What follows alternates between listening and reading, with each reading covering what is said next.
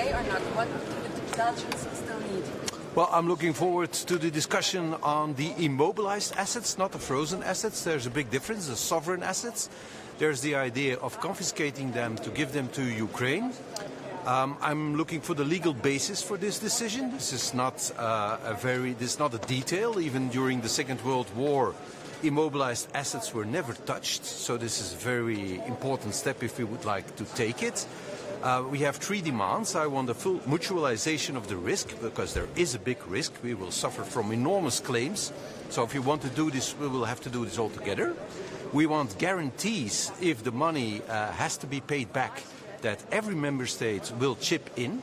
The consequences cannot only be for Belgium.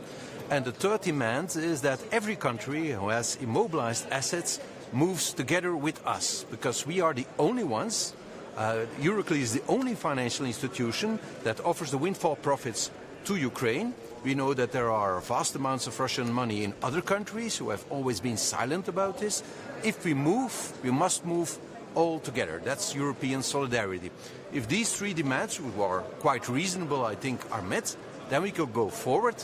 If not, I will do everything in my power at the European level, also at the national level, politically and legally, to stop this decision. Many countries. Do you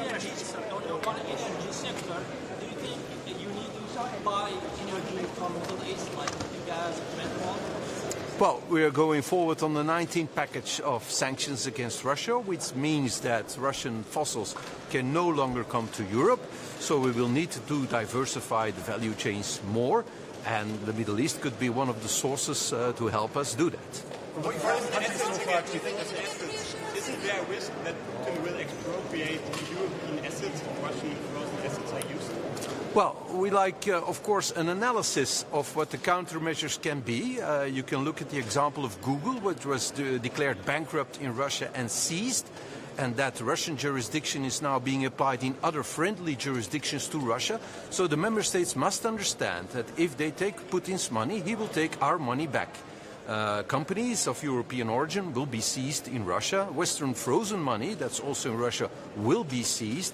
And maybe other countries friendly to Russia will do the same thing. So we must be careful that this does not backfire. We're taking Putin's money, who's now immobilized, and we might permit him to take money back. So we might even help him instead of punishing him. And of course, all these companies that will be seized will start claiming us. So these are risks. There must be transparency about the risk. There must be transparency about the legal basis for decision. I haven't seen it yet. They haven't presented me the treaty or the international law on which this decision can be based. And we need transparency on all the Russian immobilized money in other countries.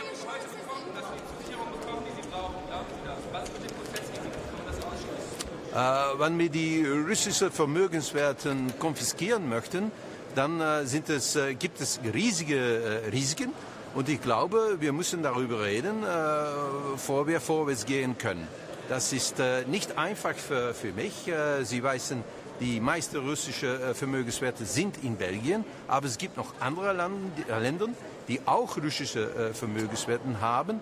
Und wir brauchen darüber auch Transparenz über die anderen und über die Risiken. Herr Minister, ganz kurz, es gibt auch andere Länder, die befürchten, diese Risiken ertragen zu müssen, weil zum Beispiel Österreich auch Banken hat in Russland. Da sehen Sie da Alliierte auch in dieser Sorge heute in der Diskussion? Ja, jeder muss verstehen, dass wir allen drin zusammen sind. Wenn wir das russische Geld konfiskieren, dann wird es Konsequenzen geben für alle Staaten Europas. Danke. Well, I'm looking forward to the discussion. We'll see. Sorry? Well, I haven't even seen the legal basis for the decision yet. This seems to me the first step. If you want to take an important decision, this has never been done. Even during the Second World War, we didn't do this. So it's not a detail. The first step seems to me that you present the legal basis for your decision. I haven't seen it yet. Prime Minister.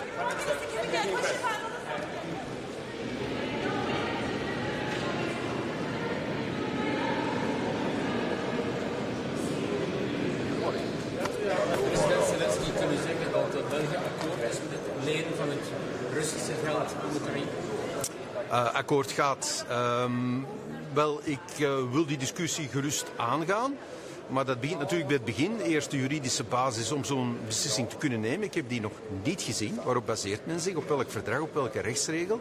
Men heeft dit tijdens de Tweede Wereldoorlog zelfs niet gedaan. Dus dit is geen detail. Dus dat zou ik wel graag zien.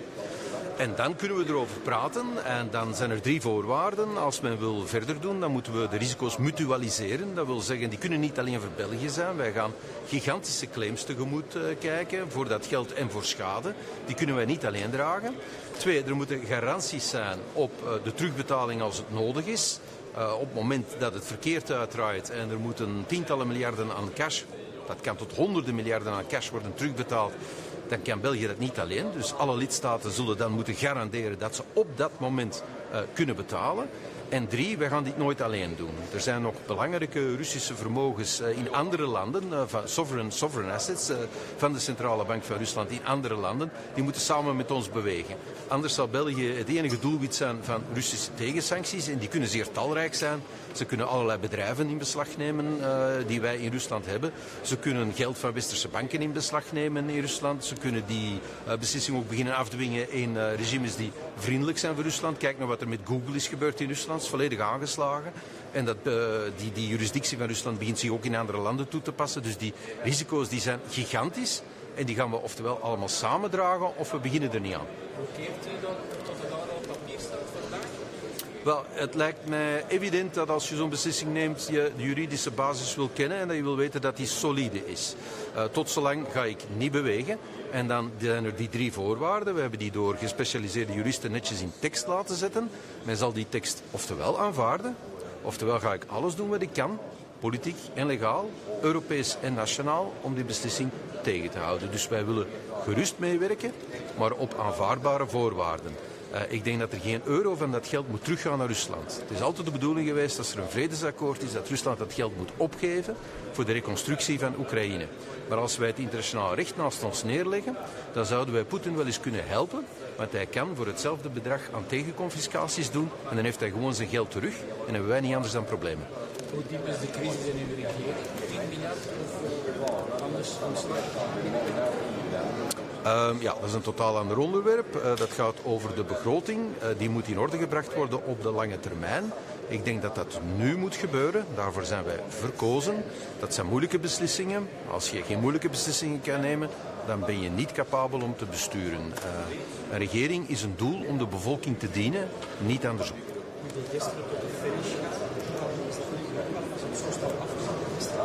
Wel, er zijn geen 1000 manieren om een grote sanering te doen. Kijk ook naar het verleden van de jaren 80, 90. Het zijn eigenlijk altijd dezelfde grote middelen die bovenkomen om snel naar een verbetering van je saldo te kunnen gaan. Als partijen manifest weigeren om die grote middelen in te zetten, dan gaan we er niet komen. Dat is gebleken deze week tijdens de onderhandelingen.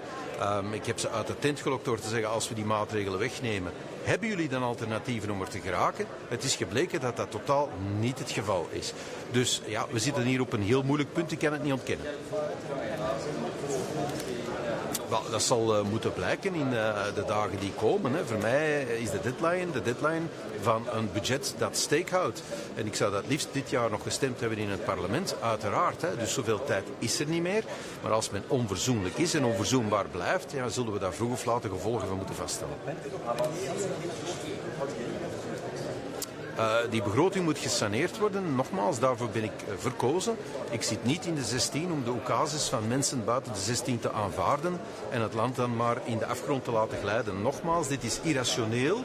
Dit is irrationeel. Als onze schulden blijven oplopen en tekorten oplopen, dan gaat onze rente zodanig stijgen dat wij binnen een jaar, 2 jaar onze bevolking nog veel pijnlijker maatregelen moeten vragen. Gewoon om dat geld aan de banken te kunnen betalen. Dus het is volstrekt irrationeel, onverantwoordelijk om dit nu niet op te lossen. Zonder btw-verhoging lucht. Ik heb mij nooit over de pers uitgesproken over wat er allemaal in de toolbox moet zitten.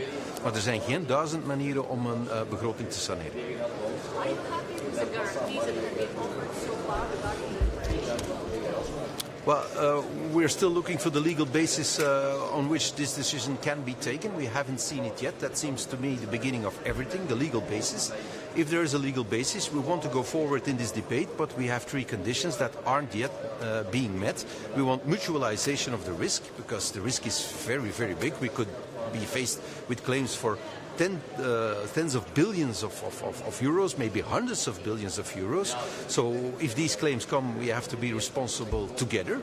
The second condition we want is that there has to be joint guarantees. If the cash has to be put on the table, then it has to happen immediately. Every member state will have to chip in if this goes wrong. And the third condition is, of course, that if we want to go forward, we have to go forward together. We're not the only country with immobilized Russian assets. We're the only country who offers these assets to Ukraine. But there are other countries in Europe, also in the G7, who have important amounts of immobilized Russian assets. Well, if we want to give them to Ukraine, we have to do it all together. If not, Russian retaliation might only hit Belgium. That's not very reasonable. We're a small country, and retaliation can be very hard. They might confiscate all kinds of monies of Western banks in Russia, confiscate European-owned companies in Russia. Look what happened to Google. This could happen to every company of European origin in Russia. So if we want to go forward on this, the risks are high, and we have to do it all together. Is it enough time for these 3 conditions in how to be met? Do you think it's enough time today to expect this? But we're looking forward to having the discussion. We have these are very complicated issues, and as I have said, I haven't even seen the legal basis yet. This seems to me the beginning of every discussion. If you want to take a decision that has never been taken before in history, you need to show me the legal basis. What are you basing yourself on to take this decision? Because if you know the legal basis, then you can estimate the risks. So I would like to see the legal basis. I would like to see how they react to the conditions we have put on the table, who are quite reasonable. I'm not asking for anything that is unreasonable. Are you confident you will see this today? I would be surprised if we get it all done today, but miracles have happened before. Sorry. It would be a great help if the Norwegians help take the risk of the reparations loan. Do you agree that it would be a big help if the Norwegians help with their big oil fund to take the risk, to take off the risk from very pressed I'm not specifically looking at Norway. Every country in the European Union and even in the coalition of the willing, if they want to help Ukraine by seizing Russian immobilized assets, that's a measure that has never been taken in history before, not even during the Second World War. Immobilized assets have always been immune, they've never been touched. If we want to do it, then we have to carry the risks all together. They have to be mutualized, they have to be guaranteed, and everybody who holds immobilized assets has to move together. These are reasonable conditions. As Norwegian economists point at, Norway have a special situation because they have the oil fund, so they would not risk their credit liability if they just made a backstop. And do you agree? It would be a great help. Sorry, I'm not going to comment on what Norway has to do. Norway is not an EU member, this is the EU Council, so today I'm going to focus on what the EU needs to do. But I think there's a broader debate in the coalition of the willing. If the coalition of the will is not willing to be the coalition of the bill for the war of Ukraine, it has no sense to carry on.